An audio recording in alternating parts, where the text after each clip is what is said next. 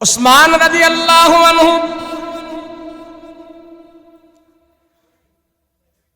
মক্কার জমিনে আল্লাহ তার এত সম্পদ দিয়েছে, যেই সম্পদের বর্ণনার কথা আল্লাহ নিজে প্রশংসা করেছেন। আল্লাহ ডাক দিয়া কয়, দুনিয়ার মালওয়ালারে, সম্পদওয়ালারে, উসমানের মতন মাল যদি তোমার হয়, সেই মাল তোমাকে জাহান্নামে নেবে না, জান্নাতে নিয়ে যাবে। উসমান গনি রাদিয়াল্লাহু আনহু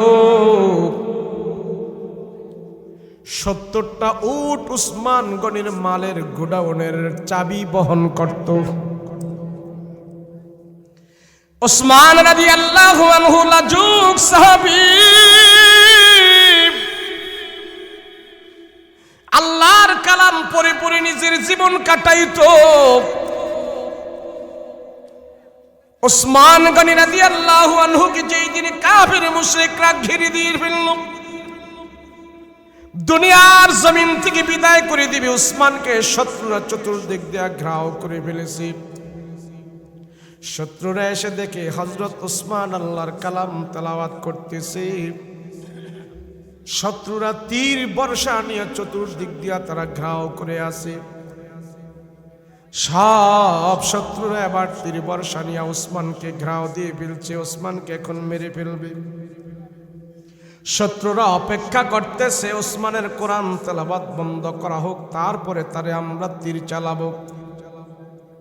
কিন্তু উসমান দেখতেছে আমার সংগরিলে এখনই শেষ হয়ে যাবে। কাফের মুশরিকরা তারা তীর বর্ষা নিয়ে আমার চতুর্দিকে দাঁড়িয়ে আছে, আমাকে দুনিয়ার জমিন থেকে তারা বিদায় করে দেবে। কিন্তু উসমান আল্লাহর কালাম থেকে, তেলাওয়াত থেকে বিন্দু পরিমাণ দূরে সরে যায় নাই, কোরআন তেলাওয়াত করতেছে। আর চতুর্দিক থেকে কাফেররা তীর বর্ষা নিয়ে বসে আছে, দাঁড়িয়ে আছে। বিরক্ত হয়া উসমান রাদিয়াল্লাহু আনহুর শরীরের মধ্যে তীর মেরে দিয়েছে। উসমানের বুকের মধ্যে এসে তীরটা বিদ্ধ হয়েছে। তীর বিদ্ধ হওয়ার সাথে সাথে বুক থেকে যখন নাকি রক্ত বের হয়ে গেছে, ফিনকি মেরে রক্ত বের হয়ে গেছে, সে রক্ত যায় আল্লাহর কালামের মধ্যে পড়েছে। রাসূলুল্লাহ সাল্লাল্লাহু আলাইহি ওয়াসাল্লামের প্রিয় সাহাবীকে কোরআন তেলাওয়াত অবস্থায় কাফেররা মেরেছে। আর এই কোরআন আল্লাহর আদালতে উসমানের শহীদের ব্যাপারে সাক্ষী দিয়া দিবি। মুসলমান ভাইরা রে আমার, কাফের মুশরিকদের অত্যাচার নির্যাতন যখন চলল, সেই মুহূর্তে উসমান কোরআন তেলাওয়াত করে, কোরআনের তেলাওয়াত বন্ধ করে না। উসমান বলে, তামাম পৃথিবীর গুলি যদি আমার কাছে আছে, তামাম পৃথিবীর মানুষ যদি আমারে কষ্ট দেয়, সেই কষ্ট আমি অনুভব করতে পারি না। আল্লাহর কালাম তেলাওয়াত করতেছি, আমার যে দিলের ভিতরে মজা, দুনিয়ার কে আমাকে মারবে আর মারবে সেটা আমার দেখার বিষয় নয়। আমি আমার আল্লাহর সাথে কথা বলতেছি, আমার আল্লাহর সাথে আমার কথাবার্তা হইতেছি। আমার শরীরে তীর বিদ্ধ হইলে, গুলি বিদ্ধ হইলে, তার বাড়ি দিয়া কেউ কোবাইলেও আমার সেটা আমার ধারণায় আসে না। আমি আল্লাহর কালাম তেলাওয়াত করে করে এমন মজা পাইতেছি, মৃত্যুর স্বাদ, মৃত্যুর কষ্ট আমার কোরআন তেলাওয়াতের মধ্য দিয়া বিদায় হয়ে গেছি। কোরআন তেলাওয়াত এত মজা। আমি আপনি ব্যবসার জন্য আল্লাহর কালাম তেলাওয়াত করতে পারি না, আমি আপনি চাকরি বাকরির জন্য কোরআন তেলাওয়াত করতে পারি না। যাদের সম্পদ বেশি, মাল বেশি, আল্লাহর কালাম খুলে পড়ার সময় হয় না। কিন্তু উসমানের মালের মতন তো আমাদের মাল নাই। সেই উসমান কোনোদিন কোরআন তেলাওয়াত থেকে দূরে সরে যায় নাই, কোরআন তেলাওয়াত বন্ধ করে নাই। উসমান রাদিয়াল্লাহু আনহু সব সময় মরণের কথা স্মরণ করতেন। মাল তাকে মরণের স্মরণ থেকে ধোঁকা দিতে পারে নাই। হযরত ওসমান একদিন দল বল নিয়ে রাস্তা দিয়ে হাঁটতেছেন। রাস্তা দিয়ে হাঁটতে হাঁটতে যখন একটু দূরে যায়, সব সাহাবীদেরকে কবরের সামনে যায় দাঁড়ায় তো বলল, এ সাহাবীরা তোমরা দাঁড়াও। ওসমান রাদিয়াল্লাহু আনহু দাঁড়ায় রইলেন। ওসমান বলে, মাঝে মাঝে আমি কবরের পাশে এসে দাঁড়ায়া যাই। কবরের পাশে দাঁড়াইয়া হযরত ওসমান ভাবতেছে, হায়রে এই কবরের ভিতরে কত শিল্পপতি আছে, এই কবরের ভিতরে কত ধনাঢ্য মানুষ আছে, কত রাজা বাদশাহ আছে, কত নামি দামি মানুষ আছে। কবরের ভিতরে তারা সবাই এক কাতারে শুয়ে আছে। আমি ওসমানও তো একদিন এই কবরের মধ্যে এক লেভেলে শুয়ে থাকতে হবে। ওসমান রাদিয়াল্লাহু আনহু কবরের পাশে দাঁড়াইয়া ঝারঝার করে চোখের পানি ছেড়ে দিয়া কান্দে। সাহাবায়ে কেরাম জিজ্ঞেস করে, ওগো ওসমান, কবরের পাশে আসলে এমন করে আপনাকে কান্না করতে আমরা দেখি, কারণটা কি? অন্য কোথাও তো আপনি এত কান্না করেন না, এত চিন্তিত না, কবরের পাশে আপনি কেন কান্না করেন, কারণ কি? সাহাবীরা দেখে ওসমানের দুগাল বেয়ে পানি টপ টপ করে পড়তেছে। ওসমানের কান্না দেখে সাহাবীরাও কান্না করতেছে। আর ডাক দেয়া বলে, ওসমান, কবরের পাশে আপনি কেন কান্না করেন? দুনিয়াতে তো আপনার সম্মানের কোনো অভাব নাই, মাল দৌলতের কোনো অভাব নাই। আল্লাহ আপনারে অনেক সম্পদ দিয়েছে, অনেক ধন দিয়েছে। কবরের পাশে আপনি আসলে কেন কান্না করেন? হযরত ওসমান বলে, সাহাবীরা রে, হাসরের ময়দানে মানুষ পাওয়া যাবে, মিজানে মানুষ পাওয়া যাবে, জান্নাতে মানুষ পাওয়া যাবে, জাহান্নামেও তো মানুষ থাকবে। কবর এমন একটা ঘর, ঘরের ভিতরে কেউ কেউ থাকবে না। আমি 40,000 বছর আমি ওসমানে একা একা কবরের মধ্যে কাটাইতে হবে, সেই জন্য আমি কান্না করি। মুসলমান ভাইরা রে আমার, মানুষের দিলগুলো যখন পাথরের মতো হয়ে যায়, আল্লাহ কোরআনে কারীমের আয়াতের ভিতরে বলে মানুষের দিল পাথরের চাইতে আরো শক্ত হয়ে যায়। পাথর শক্ত, পাথরের চাইতে মানুষের দিল আরো শক্ত। মানুষ যদি একবার ভাবতো, মানুষ যদি একবার চিন্তা করত, নবীজি বলেন, সাহাবীরা রে, কবরের আযাব যদি তোমরা চোখে দেখতে পাইতা, একজন সাহাবীও তোমরা দাঁত মোবারক বের করে হাসতা না। নবীজি ডাক দিয়া বলে, সাহাবীরা, কবরের আযাব যদি তোমরা দেখতে পাইতা, আনন্দে ঘর সংসার করতা না। বাচ্চা কাচ্চা সব রেখে দিয়া তোমরা জঙ্গলের মধ্যে পড়ে থাকতা, ওখানে যায় চিল্লা পাল্লা করে করে তোমাদের জীবন কাটায় দিতা। কবরের আযাব আল্লাহ চোখে দেখায় না, কবরের আযাব আল্লাহ যেন আমাদের সামনে দেখায় না। এটা আল্লাহ তাআলা আমাদের উপরে রহম করেছে। নবীজি বলে, এটা আমার উম্মতের জন্য রহম।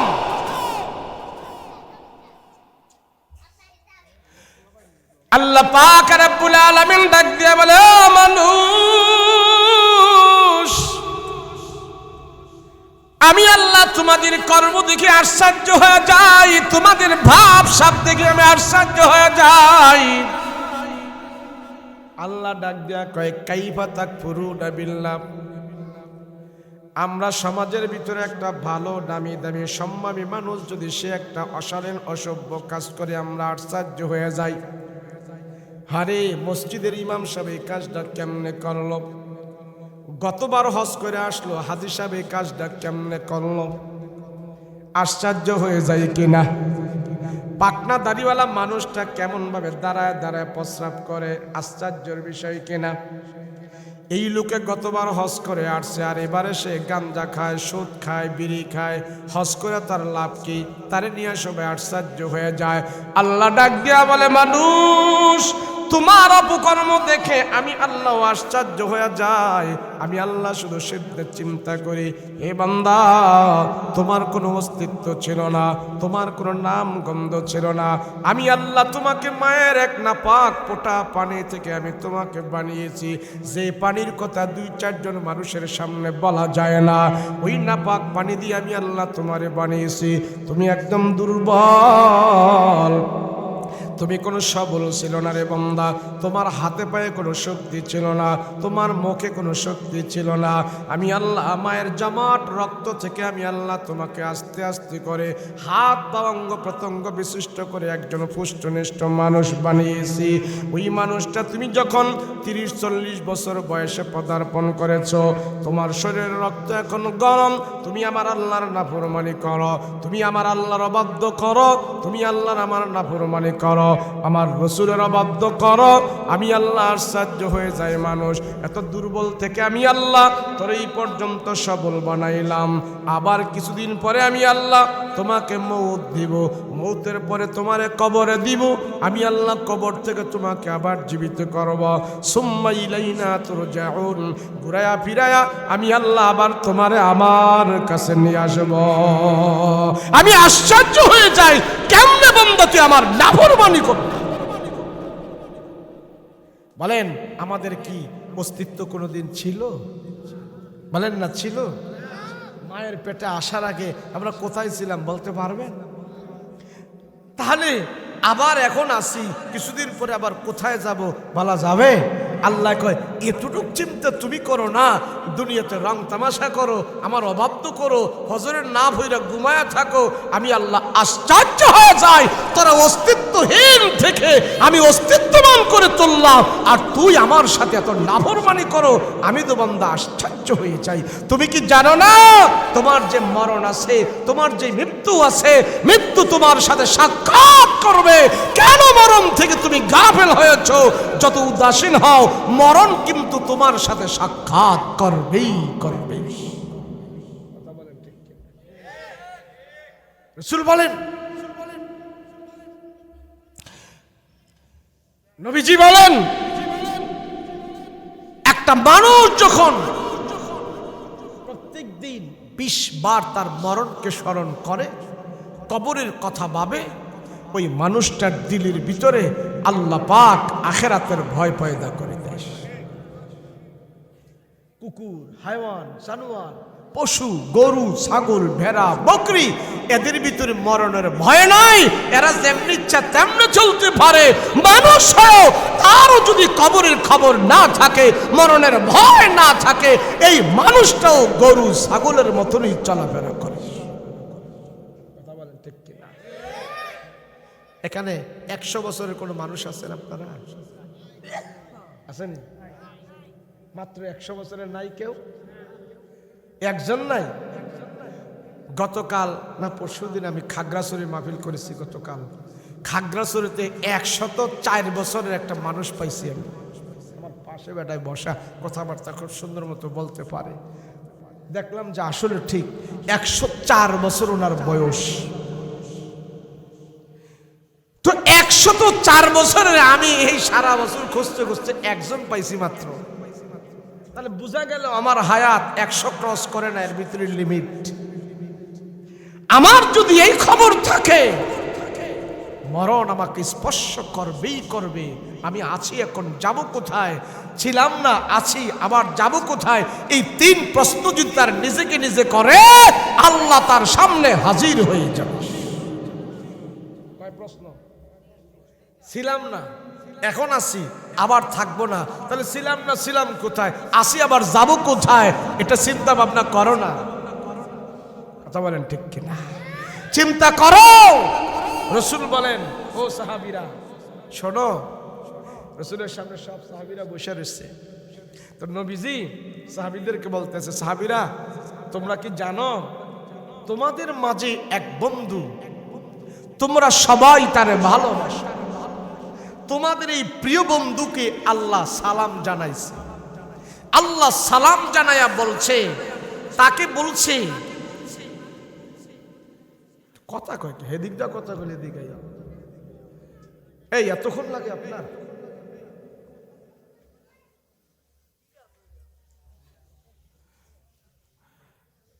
আল্লাহ তোমাদের এক বন্ধুকে সালাম জানাইছে, যেই বন্ধুকে তোমরা ভালোবাসো।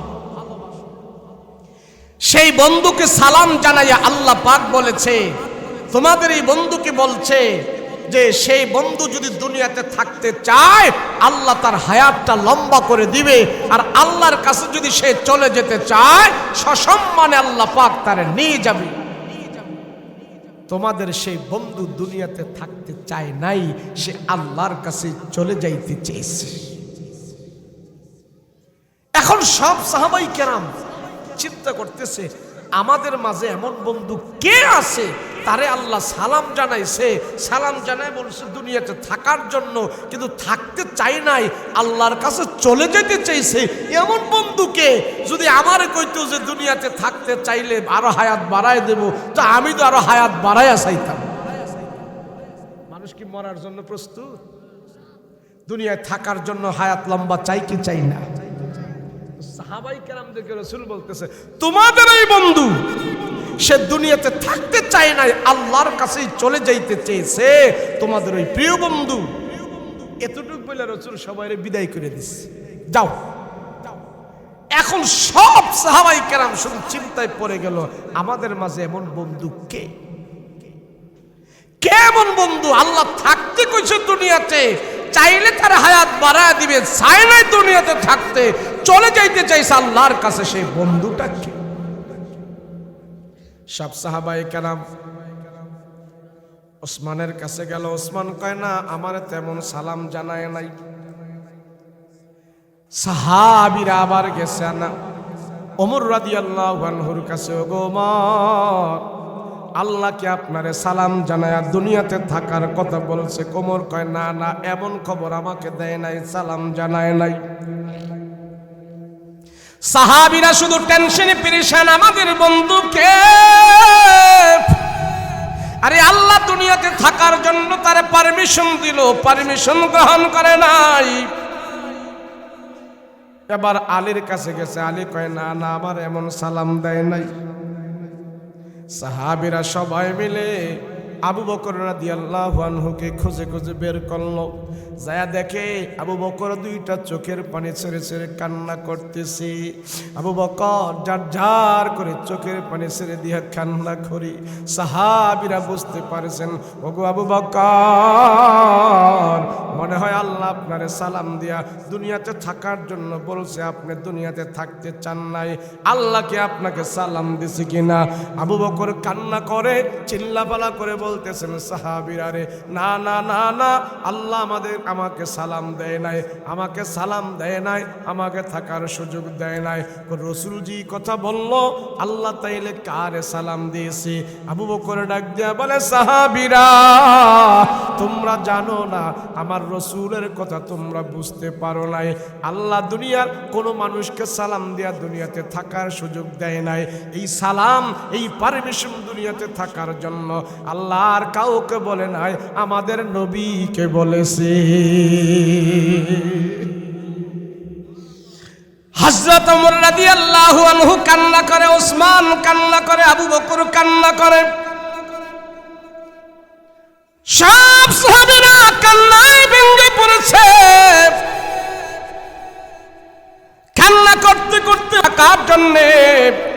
আপনি দুনিয়াতে থাকতে চান না, দুনিয়া থেকে চলে যাইতে চাইছেন, আমাদেরকে ছেড়ে আপনি কেমনে চলে যাইবেন? সব সাহাবীরা এখন খাওয়া দাওয়া বন্ধ করে দিয়েছে, বিবির কাছে যায় না, বাল বাচ্চার খবর নেয় না, শুধু কান্না, শুধু কান্না।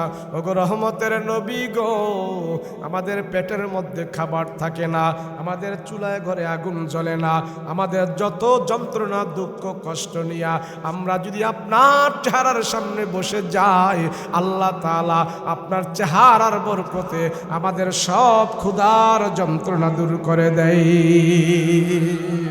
রাসূল গো, আপনি যদি দুনিয়াতে না থাকেন, আমাদেরকে ছেড়ে যদি আপনি চলে যান, কই যাব আমরা? সাহাবীরা যাওয়ার তো জায়গা নাই, না পয়গম্বর, না না, আল্লাহ আপনার সালাম দিয়েছে দুনিয়াতে থাকার জন্য, আল্লাহ আপনাকে পারমিশন দিয়েছে।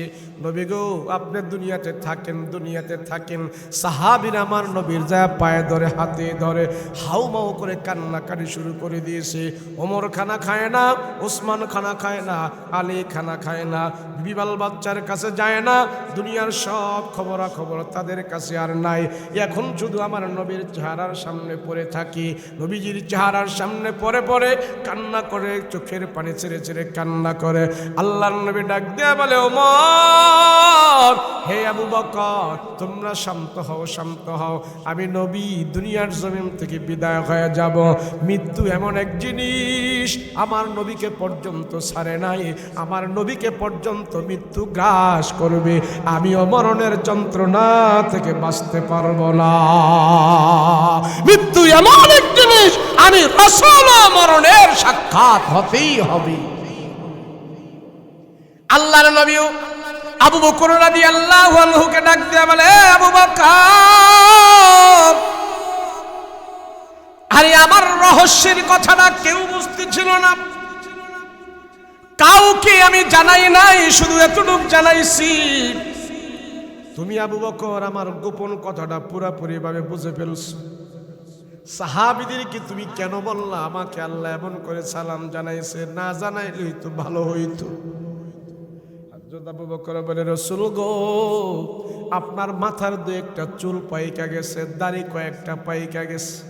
নবীজি, সেদিন থেকেই আমি আবু বকর বুঝে ফেলেছি দুনিয়া থেকে আপনার যাবার সময় আস্তে আস্তে করে ঘনিয়ে চলে আসছি।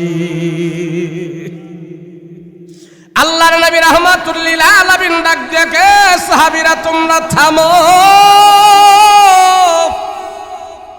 আমি রাসূলকে আল্লাহ পাক আসমানের নিচে আল্লাহর পরে দুনিয়াতে আমারে সবচেয়ে বড় দামি করে বানাইলো। দুনিয়াতে আল্লাহর পরে যার মর্যাদা সম্মান আল্লাহ আমার নবীকে দিয়েছে, ওই নবী ডাক দিয়া কয়, সাহাবীরা রে, মরণের যন্ত্রণা থেকে কেউ বাঁচতে পারবে না। মৃত্যু সবার সাথে সাক্ষাৎ করবে, মরণ সবার সাথে সাক্ষাৎ করবে। মৃত্যু থেকে যদি কেউ বাঁচতে পারতো, মরণের যন্ত্রণা থেকে যদি কেউ বাঁচতে পারতো, আমার নবীকে আল্লাহ পাক সর্বপ্রথম বাঁচাইয়া দিত। মরণ এমন এক জিনিস, কখন আসবে বলা যায় না। নবীদের ভিতর থেকে একজন নবী ছিলেন সুলাইমান পয়গম্বর। সুলাইমান পয়গম্বর সারা দুনিয়ার বাদশা ছিল। তাম পৃথিবীর এই মুহূর্ত থেকে ওই মুহূর্ত পর্যন্ত রাজত্ব করত। পশু পাখি পর্যন্ত সুলাইমানের ভাষা বুঝত, বাতাসের ভাষা পর্যন্ত সুলাইমান নবী বুঝতেন। রৌদ্রের ভিতরে কি আছে সেটাও সুলাইমান নবী বুঝতেন। কীট পতঙ্গের ভাষাগুলো সুলাইমান নবী বুঝতে পারতেন। এমন কোনো পশু পাখির ভাষা, মাখলুকাতের ভাষা জানা ছিল না। সব কিছুর ভাষা আল্লাহ সুলাইমান নবীকে দান করেছে। ওই সুলাইমান নবী তামাম দুনিয়াটা বাদশাহী করেছে, রাজত্ব করেছে। এবার রাজত্ব করিয়া সুলাইমান নবী আল্লাহকে ডাক দিয়া কয়, আল্লাহ, দুনিয়ার বাদশাহী নিয়ে তোমার দরবারে হাজির হতে চাই না। তুমি যে বাইতুল মুকাদ্দাস মুসলমানদের জন্য প্রথম কেবলা নির্ধারণ করতেছো, আমি সুলাইমান ইচ্ছা করেছি এই কেবলাটা, মুসলমানদের এই কেবলা, এই ঘরটা, আল্লাহর ঘর বাইতুল মুকাদ্দাস, মুসলমানদের এই কেবলাটা আমি সুলাইমান আমার হাতে এটা করতে চাই। আল্লাহ তুমি আমাকে সুযোগ দাও। সুলাইমান আলাইহিস সালাতু ওয়াস সালাম মুসলমানদের যে প্রথম কেবলা ফিলিস্তিন মসজিদুল আকসা, এটা পয়গম্বর সুলাইমান নবী নিজের হাতে তৈরি করেছে। আল্লাহর কাছে চাই আনছেন, আল্লাহ, দুনিয়ার বাদশাহী নিয়ে তোমার দরবারে হাজির হতে চাই না, আমি তোমার কেবলাটা নির্মাণ করে যেতে চাই। বাদশাহী নিয়ে তোমার দরবারে হাজির হব না। আমি সুলাইমান বলতে পারবো শুধু বাদশাহী করি না, আল্লাহ তোমার বাইতুল মুকাদ্দাস আমি নির্মাণ করে আসছি। আল্লাহ তুমি আমার মসজিদটা করার সুযোগ দাও, মুসলমানদের কেবলাটা করার সুযোগ দাও। আল্লাহ ডাক দিয়া বলে, পয়গম্বর সুলাইমান আমি সব তোমাকে দিয়ে দিলাম, তুমি করতে থাকো। সুলাইমান পয়গম্বর খুব খুশি হইল। আল্লাহর ঘর বাইতুল মুকাদ্দাস উনি নিজের হাতে নির্মাণ করবে। নিজে হইলেন ইঞ্জিনিয়ার, আর রাজমিস্ত্রির জোগালি রয়েছে কিছু কতগুলো জিন জাতি।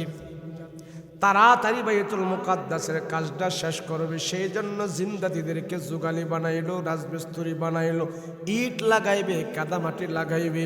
সেই জন্য জিন্দাতিদের ভিতর থেকে পোক্তা পোক্তা জিনদেরকে এনে হাজির করলো।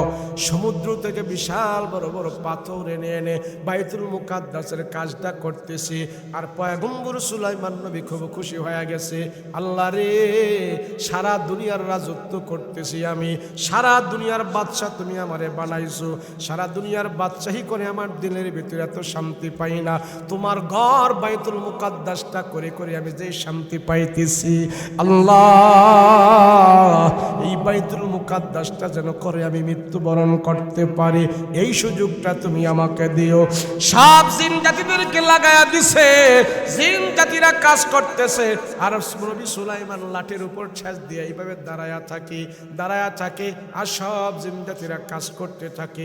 বিকালবেলা নবী সুলাইমানও বাড়িতে চলে যায়, জিন জাতিরাও বাড়িতে চলে যায়, সবাই কাজ করতে থাকে।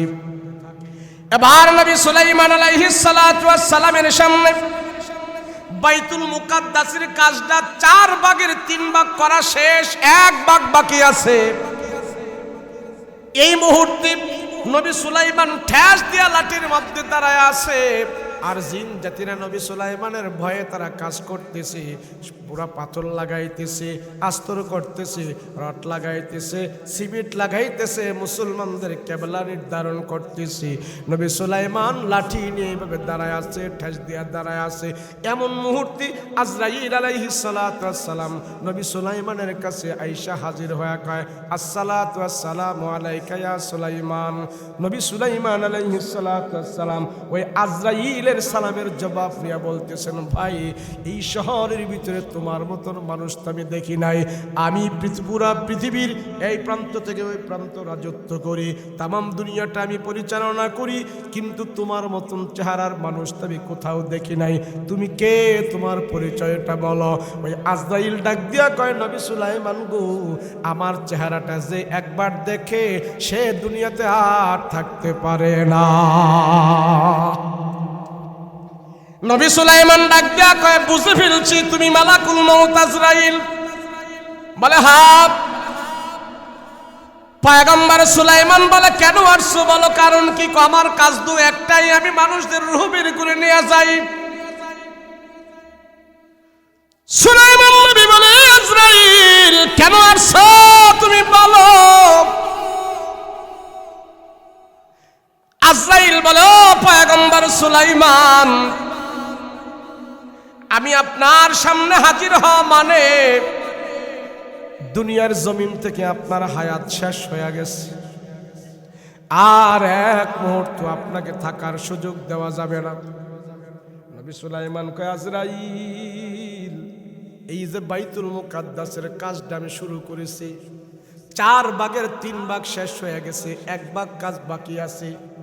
তামাম দুনিয়ার রাজত্ব আমি করি, রাজত্ব নিয়ে আল্লাহর দরবারে হাজির হতে চাই না। আমি নবী সুলাইমান বাইতুল মুকাদ্দাসের কাজটা নিয়ে হাজির হতে চাই। আপনারা যারা একটা মসজিদ বানান, এই মসজিদ আল্লাহর দরবারে সাক্ষী হবে। আপনারা যারা একটা নেকের কাজ করেন, নেকের কাজটা আল্লাহর দরবারে হাজির হবে। নবী সুলাইমান কয়ে, তামাম রাজত্ব নিয়ে আমি আল্লাহর দরবারে হাজির হতে চাই না, এই বাইতুল মুকাদ্দাসের কাজটা নিয়ে আমি আল্লাহর দরবারে হাজির হতে চাই। আজরাইল তুমি আমার একটু সুযোগ দাও, তুমি আমার একটু সুযোগ দাও। ওই বাকি 4 ভাগের 3 ভাগ কাজ তো শেষ, 1 ভাগ কাজ করার আমাকে সুযোগ দাও। এরপরে তুমি আমার মরণ নিয়া, আমার মৃত্যু ঘটায় আমার রুহটা নিয়ে যাও। আজরাইল কয়, আপনার মুখের কথা শোনার আমার টাইম নাই, আমি আমার রুল নিয়মের ভিতরে এমন নাই, 1 চুল আগেও না 1 চুল পরেও না। আপনি নবী হন আর যা হল, আপনার মৃত্যু এখন হয়ে যাবে, এটা আমি আল্লাহর কাছ থেকে আদিষ্টিত হয়েছি। 1 মুহূর্ত নয়। নবী সুলাইমান ডাক দিয়া আজরাইল, আমি সুলাইমান তামাম পৃথিবীর রাজত্ব করি, বাইতুল মুকাদ্দাসের কাজটা আমাকে করতে দাও, করতে দাও। আজরাইল কয় না, না, যদি এটা আপনার করতে হয় আমার কাছে নয়, আমার রুটিন এমন নয়, আমি আপনার সময় দিতেও পারি না, আপনার থেকে সময় নেওয়ারও সুযোগ নাই, যা আছে তা আমি করব। আপনার আল্লাহর কাছে বলেন।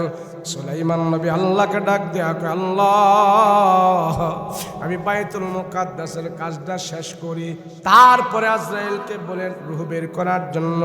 আল্লাহ কয়, নবী সুলাইমান গো, মৃত্যু এমন এক জিনিস, আমার আল্লাহর আদালতে, আমার ইনসাফের ভিতরে মৃত্যু এমন একটা বস্তু, তুমি সুলাইমান না কে সেটাও আমি আল্লাহ চিনি না। মৃত্যু যার যখন নির্ধারিত আছে, মৃত্যু যে যখনই পতিত হবে, ওই সময়ে তার জান আজরাইল বের করবে। আমি আল্লাহ তোমাকে এক মুহূর্ত সময় দেওয়ার আমার সুযোগ নাই, আমি পারবো না।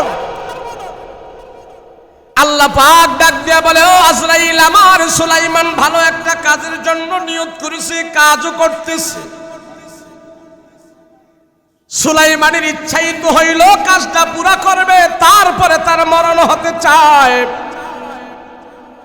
নির্দিষ্ট সময়ে তার মরণ হবে ঠিক, তবে নবী সুলাইমান যে মৃত্যুবরণ করেছে, ওই জিনজাতিরা বাইতুল মুকাদ্দাসের কাজ যারা করতেছে তারা জানবে না নবী সুলাইমানের মরণ হয়েছে। আসলে নবী সুলাইমানরে তুমি আর মৃত্যুবরণ করবা, মৃত্যু ঘটায়া দিবা, তার রূহ বের করে দিবা। নবী সুলাইমানের হাতের মধ্যে যে কাঠের লাঠিটা আছে, ওই লাঠিটার পিছনে লাঠিটা এইভাবে দাঁড় করায়া নবী সুলাইমানের দেহটা কাঠের লাঠির মধ্যে লাগায়া রাখবা। আর যত জিন জাতি আছে তারা বুঝতে পারবে নবী সুলাইমান মরে নাই, আসলে নবী সুলাইমান মারা গেছে। যদি মারা যায় তারা কাজ করবে না, কিন্তু সব জিন জাতি যেন বুঝতে পারে নবী সুলাইমান এখনো জীবিত আছে। এমন ভাবে নবী সুলাইমানের দেহটা, ডেড বডিটা কাঠের মধ্যে দাঁড় করায়া রাখো, সব জিন জাতি যেন নবী সুলাইমানের বডি দেখে দেখে বাকি বাইতুল মুকাদ্দাসের কাজ তারা শেষ করি, তারপরও সময় দেওয়া যাবে না। মুসলমান ভাইরা রে আমার, নবী সুলাইমানের রূহটা নিয়ে গেল। আজরাইল আর জিবরাইল আলাইহিস সালাতু ওয়াস সালাম দুইজনে মিলিয়া নবী সুলাইমানের দেহ বডিটা দাঁড় করায় রাখছে। কাঠের লাঠির মধ্যে এইভাবে হেলান দিয়া দাঁড়ায় রয়েছে, আর জিন জাতিরা সবাই কাজ করতেছে। কাজ করতে করতে বিকাল বেলা হয়ে গেছে। এবার বলে নবী সুলাইমান দিয়ে বাড়িতে যায় না, ব্যাপার কি? তো জিনের সর্দার যেটা আছে কাজ করতে থাক, বাকি জিনগুলা কয় আমরা কি খাবার খাবো না, রাতের খাবার খাবো না। কয় নবী সুলাইমান খাওয়া দাওয়া বন্ধ করে দিছে, তোরাও খাওয়া দাওয়া বন্ধ কর, কাজ করতে থাক। খাওয়া দাওয়া বন্ধ করে দিছে। নবী সুলাইমান লাঠির উপরে ভর করে দাঁড়ায় রয়েছে, আসলে মৃত্যুর বডিটা দাঁড়ায় রয়েছে, মরণ হয়ে গেছে। সব জিন জাতিরা এবার কাজ করতেছে, রাত্রেও কাজ করে, দিনেও কাজ করে। নবী সুলাইমান দাঁড়ানো আছে, কাঠের লাঠির উপরে ভর দিয়ে দাঁড়ায় রইল। আর সব জিন জাতি কাজ করতে করতে বাইতুল মুকাদ্দাসের কাজটা কমপ্লিট করছি। বাইতুল মুকাদ্দাসের কাজ যখন কমপ্লিট হয়ে গেছে, এবার ধপাস করে নবী সুলাইমানের দেহটা মাটির মধ্যে পড়ে গেছে, লাশটা মাটিতে পড়ে গেছে। জিন জাতি সবাই এসে বলতেছে ব্যাপার কি? আমাদের কাজ কাম শেষ হয়ে গেছে, সুলাইমান নবীর দেহটা মাটির মধ্যে পড়ে গেছে, কারণ কি? সব জিন জাতি আইসা নবী সুলাইমানের বডিটা টেস্ট করতেছে, বুকে দেখা তাই মুখের হাতের মধ্যে ধরে, দেখে যে না রক্ত চলাচল করে না, শিরা বাজে না। সবাই বলতেছেন হায় রে, নবী সুলাইমানের তো ডেড বডি হয়ে গেছে, নবী সুলাইমান তো মারা গেছে। কখন মারা গেল কেউ জানে না, কোন সময় মারা গেল কেউ জানে না, কবে মারা গেল কেউ জানে না, কম নেমে মৃত্যুবরণ করলো কেউ জানে না। এবার জিন জাতিরা তালাশ করতে করতে দেখে নবী সুলাইমান যে লাঠির মধ্যে ভর করে দাঁড়ায়া ছিল ওই লাঠিটার পিছন দিয়া দেখতেছে ঘুনি পোকায় খাইতে খাইতে লাঠিটারে শেষ করে ফেলছে, জাজরা করে ফেলছে, লাঠিটা দুর্বল হয়ে গেছে। নবী সুলাইমানের ভারে লাঠিটা ভেঙে গেছে। এবার জিন জাতিরা মিলে দেখল সুলাইমান নবী কবে মৃত্যুবরণ করেছে, কখন মারা গেছে, এটা কেমনে বোঝা যাবে? নবী সুলাইমান যে লাঠির উপরে দাঁড় করা রইল, যেই লাঠিতে ভর করে দাঁড়ায় রইছে, ঘুই পোকায় উলি পোকায় যখন খায়া খায় লাঠিটারে শেষ করে দিছে। এখন তো জানে না কবে থেকে লাঠি খাওয়া শুরু হয়েছে। এবার জিন জাতিরা মিলা ভালো একটা কাঠের লাঠি নিয়েছে, ওই লাঠির এক মাথায় ঘুনি পোকাগুলো ছেড়ে দিয়েছে, জীবিত ঘুনি পোকাগুলো। সকাল থেকে নিয়ে বিকাল পর্যন্ত ঘুনি পোকায় লাঠিটা খাইল। এই লাঠিটারে সবাই মিলিয়ে এতটুক পর্যন্ত মাপ দিছে, এই পর্যন্ত যদি একটা ঘুনি পোকায় লাঠিটারে খায় তাহলে একটা ঘুনি পোকায় লাঠিটারে খাইতে খাইতে কয়দিন সময় লাগতে পারে, কয় বছর সময় লাগতে পারে। জেনেরা আন্দাজ করে দেখলো লাঠিটা ঘুনি পোকারা 1 বছর ধরে কামড়ায় কামড়ায় খাইছে, আর 1 বছর আগে নবী সুলাইমান মারা গেছে।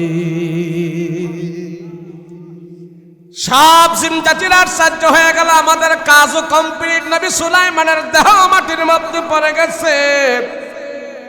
আল্লাহ ডাক দিয়া কয়, সুলাইমান গো, বাদশাহী আছে, সম্পদ আছে, ক্ষমতা আছে, কিন্তু তুমি নেক কাজ করবা, ওই নেক কাজও পুরো করবা, সেটাও আমি মানব না। কিন্তু আমার আদালতে মৃত্যুটা যেই সময় আছে, যেই সময়ে তোমাকে আমি মৃত্যু দেব, ওই সময় তোমার মরণ ঘটায়া দিব। আল্লাহর রাসূল বলেন, সাহাবীরা রে, আমি নবীও মরণ থেকে বাঁচতে পারি না, তোমরাও মরণ থেকে বাঁচতে পারবা না। আমার নবীকে যেহেতু মৃত্যু গ্রাস করবে, আমার নবীকে যেহেতু মরণের আযাব আল্লাহ দিবে, তোমরাও প্রস্তুত থাকো, এই মরণের আযাব তোমরা গ্রহণ করবে। তবে আমার রাসূলের মৃত্যু আর আমাদের মৃত্যু এক নয়। কেমনে জানেন? সংক্ষেপ করে বলছি, দোয়া করবে এখনই। রাসূল পাক সাল্লাল্লাহু আলাইহি ওয়াসাল্লাম ইন্তেকালের আগে নবীজি অসুস্থ হয়ে গেলেন। 14 দিন আগে রাসূল অসুস্থ, জ্বর। নবীজির 2টা হাত মোবারক এইভাবে ছড়িয়ে দিলেন। আম্মা জান আয়েশা নবীজির চেহারার মধ্যে, বডির মধ্যে চাদর বিছায়া দিছে, চাদর বিছায়া দিছে, গা দিয়ে রাখছে। এবার যখন নাকি রাসূলের চাদর মোবারক আগলে দিল, আম্মা জান আয়েশা দেখতে পাইলেন প্রত্যেকটা পশমের গুড়ায় গুড়ায় আমার রাসূলের গাম বের হয়ে গেছে, পানি পড়তেছে। আম্মা জান আয়েশা চোখের পানি ফেলে ফেলে কান্না করতেছে। মা আয়েশা রাদিয়াল্লাহু আনহা আমার রাসূলকে রানের উপরে নিয়ে বসে আছে। নবীজি 2টা হাত এইভাবে বের করে দিয়েছেন। আল্লাহ, মৃত্যুর যন্ত্রণা কত কঠিন। মা আয়েশা রাদিয়াল্লাহু আনহার ঘরে আমার পয়গম্বর আর নবীজির পাশে বসে বসে আম্মা জান আয়েশা কান্না করতেছে। ওগো বাবা, আমি বিশ্বাস করতে পারি না তুমি যেন আমাদেরকে ছেড়ে চলে যাবে। ও বাবা, তুমি আমাদেরকে এত আদর করে বড় করেছো, আব্বা দুনিয়ার জমিন থেকে আপনি চলে যাবেন, মৃত্যু হবে, আমি ফাতেমা এটা বিশ্বাস করতে পারি না। আল্লাহর নবী ডাক দিয়ে বলে, ও ফাতেমা, ঘরের দরজা খোলো। একজন মানুষ দরজার বাহিরে দাঁড়ায় আছে, তাই সে আসতে চায়, তার ভিতরে আসতে দাও। মা ফাতেমা কান্না করে আর বলে, কে আসছে আব্বা, কে আসছে? বলে, দরজাটা খুলে দাও, দেখে আসো কে আসছে। মা ফাতেমা রাসূলের ঘরের দরজা খুলে দেখলো এমন একটা মানুষ, বিকট আকৃতির মানুষ, এমন একজন চেহারার মানুষ দাঁড়ায় আছে। এমন চেহারার মানুষ মক্কা মদিনার কেউ নাই। ফাতেমা তার চেহারা দেখে ঘরের দরজা লাগায় দিয়েছেন। আব্বা, এমন একজন একজন মানুষ আমাদের ঘরের দরজার সামনে দাঁড়ায় আছে, মক্কা মদিনায় তার মতন চেহারার মানুষ আর মনে হয় একজনও নাই। আল্লাহর নবী ডাক দিয়ে বলে, ফাতেমা তোরে আসতে দাও, তুমি মা একটু আড়ালে যাও, আর সে তারে আসতে দাও, তুমি এখানে থাকার কারণে আসে না। ফাতেমা বলে, আব্বা কে সে কে? আল্লাহর নবী অসুস্থ অবস্থায় বলতেছেন, ফাতেমা এটা সাধারণ কোনো মানুষ না, মক্কা মদিনার মানুষ না, এটা হলো মালাকুল মউত আজরাইল। ফাতেমা ঘরের দরজা লাগায়া কান্নাকাটি করতেছেন, বাবা আমি আসতে দিব না, আসতে দিব না, আসতে দিব না, আপনার জান বের করবে, আমি ফাতেমা এটা সহ্য করতে পারবো না। আল্লাহর নবী ডাক দেয়া বলে, ফাতেমা যত দরজা লাগাও আর যা লাগাও, দুনিয়ার কোনো মানুষের কাছে পারমিশন নেওয়া যায় না, একমাত্র আমার নবীর কাছে আজরাইল পারমিশন নিয়ে আসতে চায়, এটা আমার রসুলের সম্মানে আসতে চায়। ঘরের দরজা খুলে দাও, আর তুমি একটু আড়ালে যাও, আজরাইলকে বাধা দিয়া রাখতে পারবা না, আসতে দাও। রাহমাতুল লিল আলামিনের নবীজির ঘরের দরজা খোলা হইল, আর আজরাইল আলাইহিস সালাতু ওয়াস সালাম আয়েশা মালাকুল মউত সে আমার পয়গম্বরকে বলে, আসসালাতু ওয়াসসালামু আলাইকা ইয়া রাসূলুল্লাহ, রহমতের নবী, আল্লাহ আপনার সালাম দিতে বলেছে, আর আপনার রূহটা সসম্মানে আল্লাহর কাছে আল্লাহ নিয়ে যেতে বলেছে। নবী ডাক দিয়া কয়, আজরাইল আমার আল্লাহর কাছে আমি চলে যাব, এটা আমি চাই, আমার মালিকের সাথে আমার সম্পর্ক মহব্বত, আমি চলে যাব, কোনো অসুবিধা নাই, দুনিয়াতে থাকা আর আমার এত স্বাদ না, আমি চলে যাব। তবে আমার একটা প্রশ্ন, আমার রূহটা বের করার আগে তুমি আমাকে জানায় দাও, আমার আল্লাহ আমার উম্মতের গুনাহ খাতা ক্ষমা করেছে কিনা। ও রহমতের নবী, খবর আমি জানি না, যাও আল্লাহর কাছে বলো। জিবরাইল আলাইহিস সালাতু ওয়াস সালাম এসে বলে, ইয়া রাসূলুল্লাহ, ইয়া হাবিবাল্লাহ, আল্লাহ পাক আমাকে জানাই দিয়েছে জান্নাতের ভিতরে নবী আপনি সমস্ত নবীর আগে যাবেন। নবী গো, আপনার উম্মতেরা সমস্ত নবীর আগে, সমস্ত পয়গম্বরদের উম্মতের আগে আল্লাহ পাক আপনার উম্মতকে জান্নাতের ব্যবস্থা করে দিবি। এবার রাসূল বলে, আজরাইল আমাকে নাও, আমার রূহটা বের করে নিয়ে যাও। আল্লাহ আমার রূহ চেয়েছে আমি আল্লাহর কাছে সাক্ষাৎ করব, আমি মাওলার কাছে কখন যাব, তুমি আমাকে নিয়ে যাও। আজরাইল আলাইহিস সালাতু ওয়াস সালাম একটা থাবা মারলেন রসুলের বুকের উপরে, হাতটা এইভাবে রাখলেন রসুলের রূহ বের করার জন্যে। আল্লাহর নবী আজরাইলের থাবা পাইয়া চোখের পানি ছেড়ে ছেড়ে কান্না করে বলে, আজরাইল মৃত্যুর যন্ত্রণা যে এত কঠিন, এত কঠিন, আমার রসুলের যে অবস্থা, আল্লাহর নবীর ঘাম বের হয়ে গেছে, কপালটা ঘেমে গেছে, কপালের মধ্যে ঘাম চলে আসছে। রসুল বলে, আজরাইল মরণের যন্ত্রণা যে এত কঠিন, আমার নবীকে এত কষ্ট দিতেছ, এত যন্ত্রণা, মরণের যন্ত্রণা। আজরাইল কয়, নবী গো, বৎকার বেঈমানের রূহটা যেভাবে বের করা হবে তার 1000 ভাগের 1 ভাগ কষ্ট আপনাকে দেওয়া হয় নাই, শুধু মরণের যন্ত্রণা বুঝানোর জন্য আপনাকে আমি এটা দিলাম। আপনার রূহ কষ্ট করে বের করা হবে না, সসম্মানে বের করা হবে। আল্লাহর নবীর রূহটা, পবিত্র রূহটা সসম্মানে বের করিয়া আল্লাহ পাক আজরাইল আলাইহিস সালাতু ওয়াস সালাম আল্লাহর কাছে নিয়ে গেছে। আমার নবীকে মৃত্যুর যন্ত্রণা বুঝানোর জন্য একটু প্র্যাকটিস দেখাইলো। আল্লাহর নবীকে ডাক দেয়া বলে, ও রহমতের নবী, আপনার উম্মতের ভিতরে যারা বদকার হবে, বেনামাজি বেঈমান হবে, সুদখোর হবে, ঘুষখোর হবে, পরের সম্পত্তি মেরে খায়, আল্লাহকে যারা চেনে না, আল্লাহকে যারা মানে না, ওই সমস্ত বেঈমানদের রূহটা এমনভাবে বের করা হবে, একটা ছাগল একটা বকরি জবাই করা ছাড়া যদি তার চামড়াটা ছিলা হয়, ওই ছাগল বকরিটা কেমনভাবে চিল্লাইতে থাকবে, কত কষ্ট হবে। আপনার বদকার উম্মতের রূহটা যখন বের করা হবে, ওরা ষাঁড় গরুর চাইতেও আরো বেশি চিল্লাইতে থাকবে। আশেপাশের মানুষ শুনবে না, তার কামড়ের তার চিৎকারের কারণে জাহান্নামীরা পর্যন্ত চিৎকার করবে। এবার আজরাইল আলাইহিস সালাতু ওয়াস সালাম আমার নবীকে শুনাই দিলেন, ইয়া রাসূলুল্লাহ, ইয়া হাবিবাল্লাহ, পয়গম্বর, আপনার উম্মতের ভিতরে যারা সাদা সিধা মানুষ, সবে সরল দিলের উপরে চলবে, কোরআন হাদিস মতে চলবে, রাসূল আপনার ভালোবাসা মহব্বত নিয়ে চলবে, সুদ ঘুষ খাবে না, কষ্ট করে চলবে, ব্যাপতে যাবে না, ওই ইমানদারদের রূহটা এমনভাবে বের করা হবে, আটার খামিরার ভিতর থেকে যদি একটা চুল কেউ টাইনা ভার করে, আশেপাশের মানুষ কোনো আওয়াজ পাবে না। আটার খামিরার ভিতর থেকে যদি একটা চুল বের করে কোনো আওয়াজ হবে না।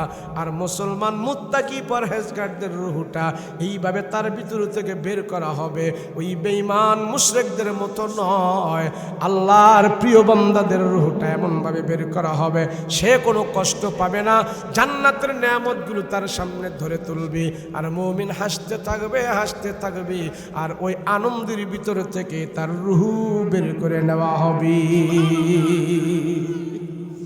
রাসূল তখন আল্লাহর দরবারে হাত উঠায় ডাক দিয়া বলে, আল্লাহ, দুনিয়া থেকে আমি চলে যাই, আল্লাহ, আমার উম্মতকে তুমি, মক্কার উম্মতকে তুমি ক্ষমা করে দিও, আমার উম্মতকে আল্লাহ তুমি মাফ করে দিও, আমার উম্মতকে মরণের যন্ত্রণা থেকে আল্লাহ তুমি হেফাজত করে দিও। জিবরাইল আমিন এসে বলে, ইয়া রাসূলুল্লাহ, বদকার আর নেককারের মৃত্যুটা এমনভাবে তফাৎ করে দিয়েছেন আল্লাহ, মুমিন যখন মারা যাবে, আরশ আজিমের ফেরেশতারা এসে তার রূহটা ইস্তেকবাল দিয়ে আল্লাহর কাছে সসম্মানে নিয়ে যাবে। মৃত্যুর শরণ থেকে গাফিল হওয়া যাবে না। মৃত্যুর জন্য প্রস্তুত কারে বলে জানেন? মৃত্যুর জন্য প্রস্তুতি কে বলে? সদা সর্বদা সে তওবা করেছে, আল্লাহর কাছে পবিত্র হতে চায়।